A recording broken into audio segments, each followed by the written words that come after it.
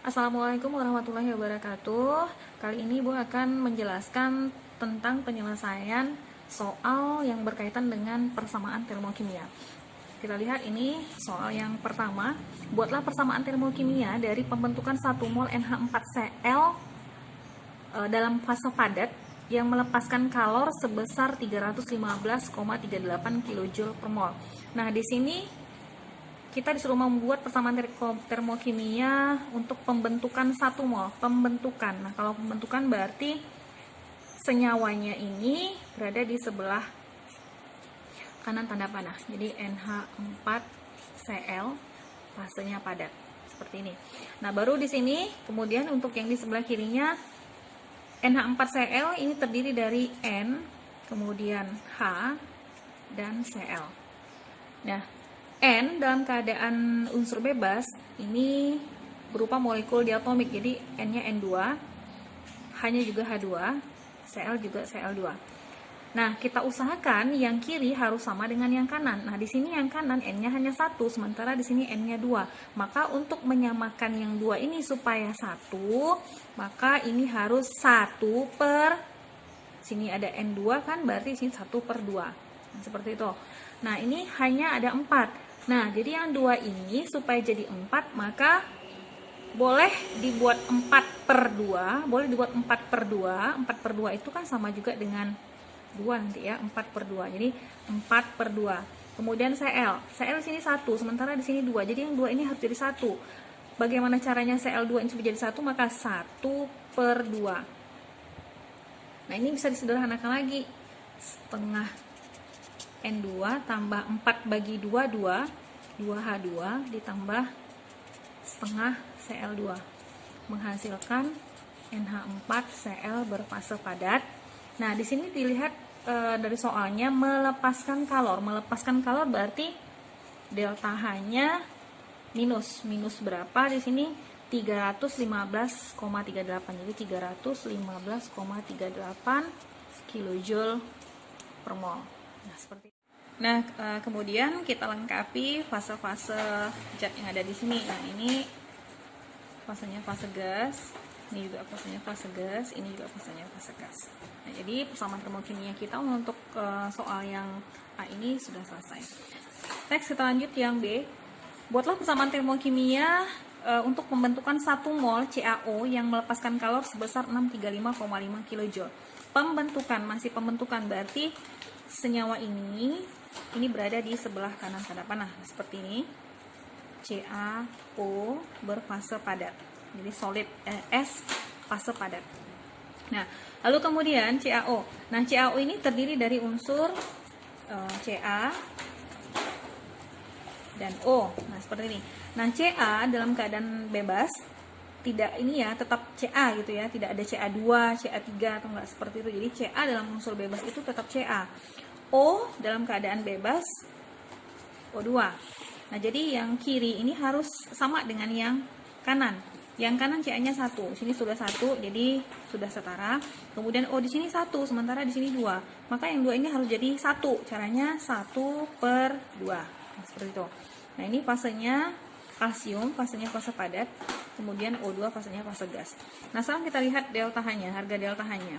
Di sini ada kalimat melepaskan kalor sebesar 635,5. Melepaskan. Kalau melepaskan berarti delta H-nya harganya minus 635,5 kJ per mol. Nah, seperti itu. KJ per mol. Ini untuk yang B. Nah, next kita lanjut yang ketiga.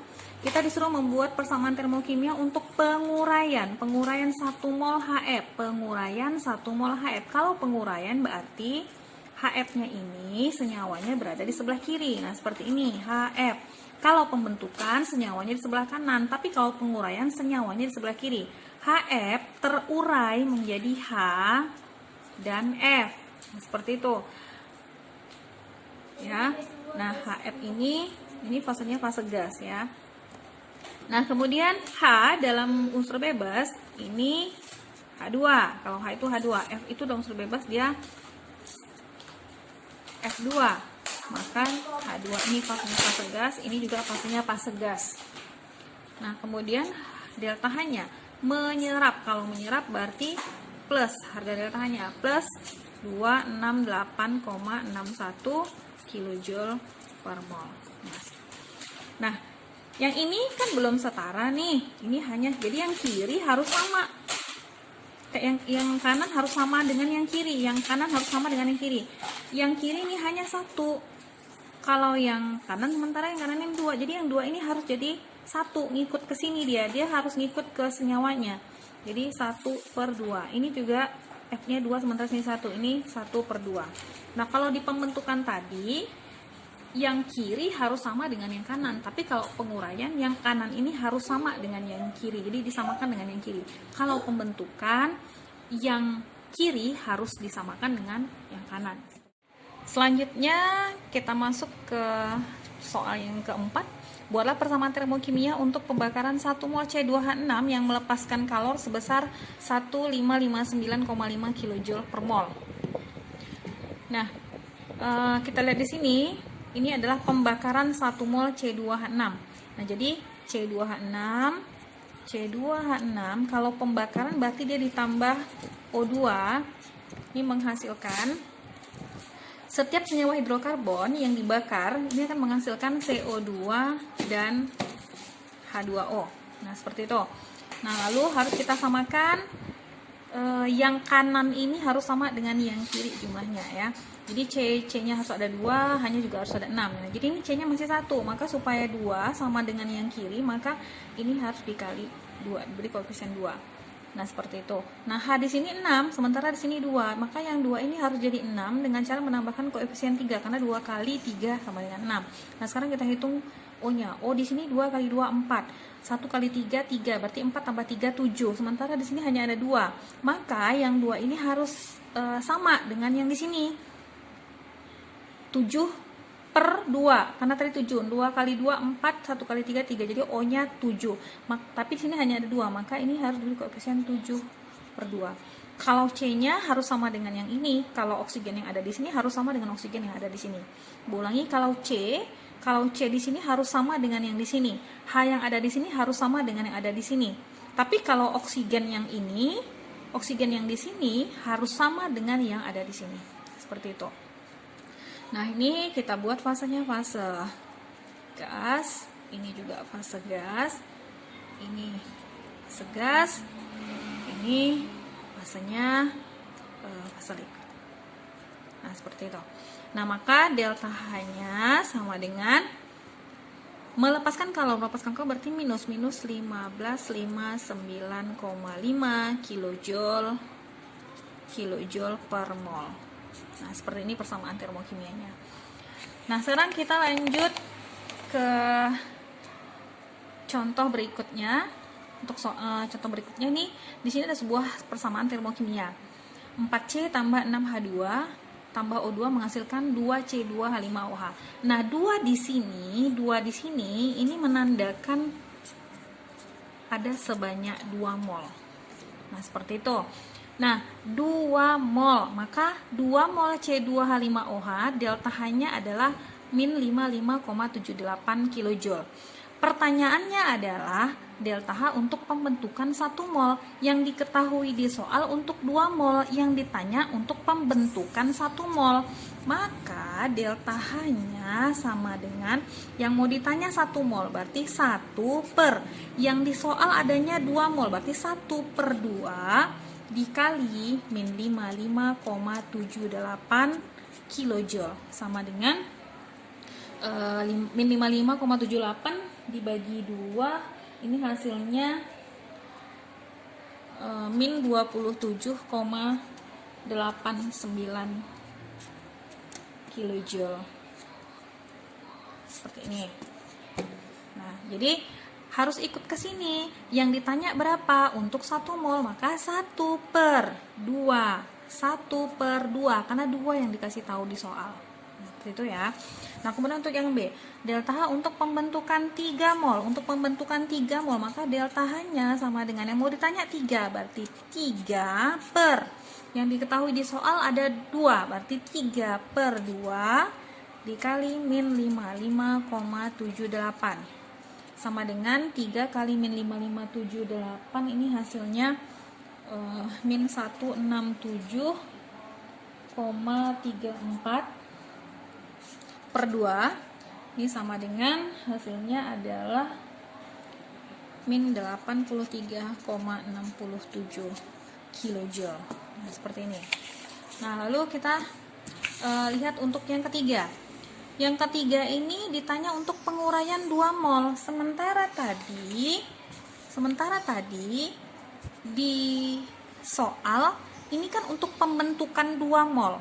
Jadi kalau ditanya untuk penguraian 2 mol, tinggal ininya delta H-nya dibalik aja dari min 55,78 menjadi plus 55,78 karena ini sudah sama-sama 2 mol. Jadi tinggal dibalik aja delta H-nya.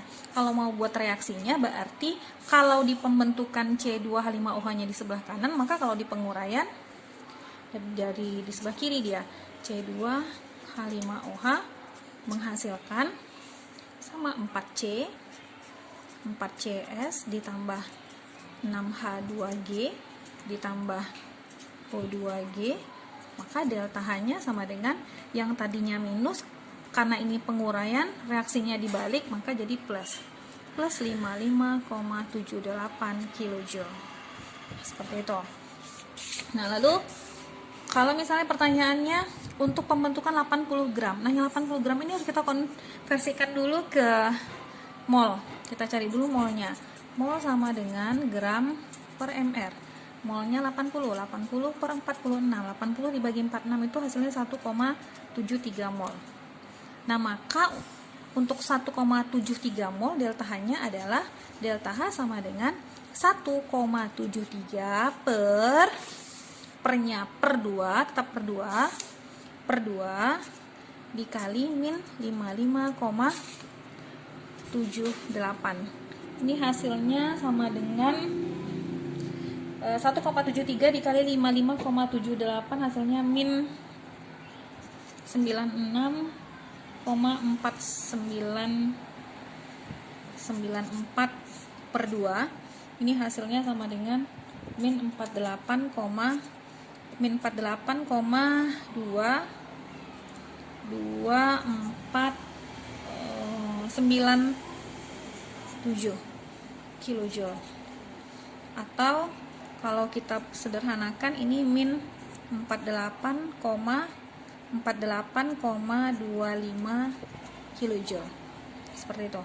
Jadi min 96,4994 per 2 ini sama dengan min 48,2497 kilojoule, atau kalau kita bulatkan min sama dengan min 48,25 kilojoule.